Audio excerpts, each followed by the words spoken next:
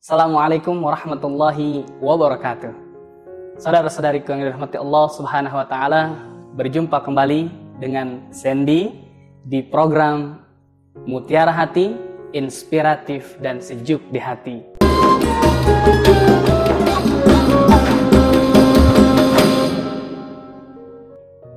Alhamdulillahirabbil alamin. Segala puja dan puji syukur kehadirat Allah Subhanahu wa taala yang kekuasaannya, yang nikmatnya masih kita rasakan hingga detik ini. Puja dan puji syukur tidak luput senantiasa kepadanya melalui lisan dan perbuatan kita.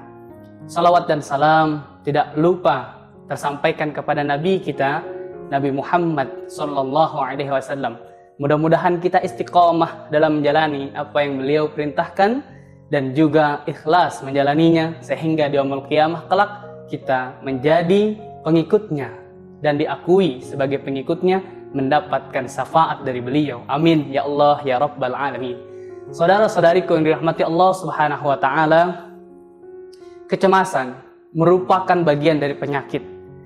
Alkisah, ada seorang prajurit di daerah Konstantinopel diperintahkan untuk melakukan ekspansi ke daerah bagian sekitarnya.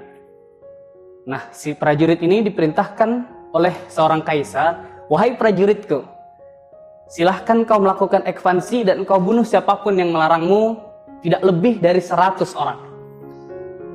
Perintah atau titah seorang kaisar dilaksanakan oleh prajurit tersebut.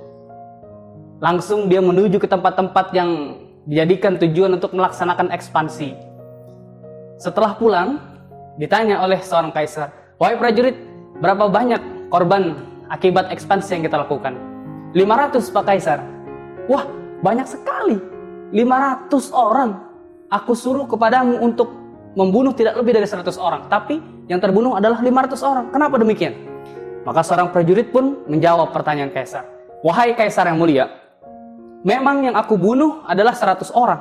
Tetapi yang terbunuh akibat rasa takut mereka, rasa kecemasan mereka, sehingga di tengah malam mereka saling mencurigai dan saling melakukan pembunuhan di antara mereka, bukan di antara tentara kita dengan mereka, itulah yang menyebabkan kematian mereka lebih banyak. Kecemasan yang mereka hadapi yang terlalu berlebihan sehingga menimbulkan konflik di antara mereka sendiri, sehingga mereka saling bunuh-membunuh."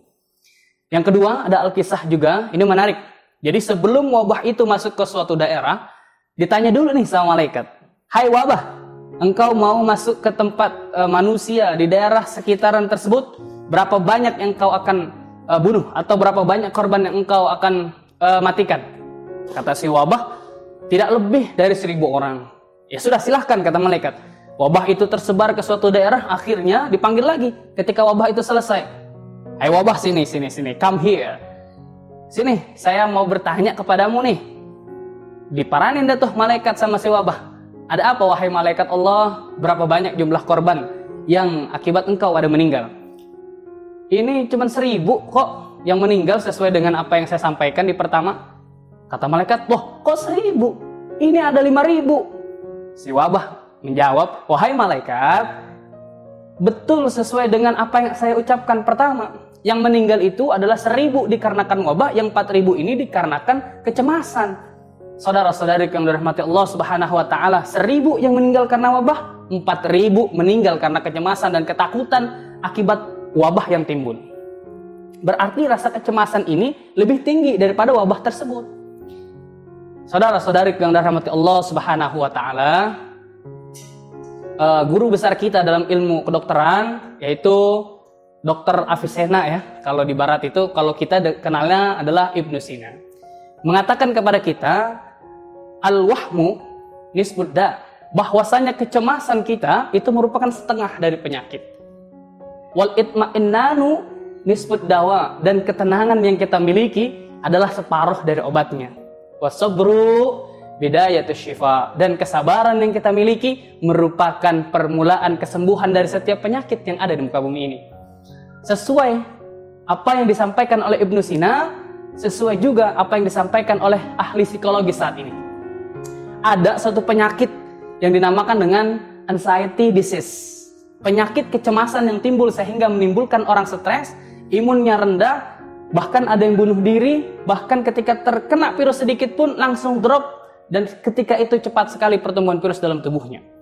Oleh karena itu, sebagai seorang muslim, seorang yang beriman kepada Allah Subhanahu wa taala, mari sama-sama kita tenangkan diri kita. Kita serahkan semuanya kepada Allah, karena Allah telah memberikan semua fasilitas untuk mengcover atau untuk fight dengan virus ada dalam tubuh kita. Ala bidzikrillahi tatmainnul qulub. Salah satu penyembuhnya ada pada diri kita, ketenangan hati kita. Bagaimana kita mendapatkan ketenangan? Ala bidzikrillahi tatmainnul qulub. Marilah kita mengingat Allah Subhanahu wa taala. Subhanallah walhamdulillah wala ilaha illallah wallahu akbar.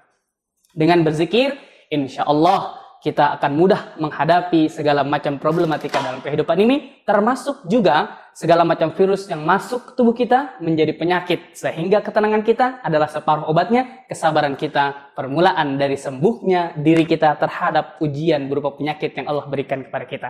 Terima kasih, mudah-mudahan bermanfaat untuk diri kami pribadi dan jamaah rahimakumullah, saudara-saudariku yang dirahmati Allah Subhanahu wa taala. Assalamualaikum warahmatullahi wabarakatuh. Mutiara hati, inspiratif dan sejuk di hati.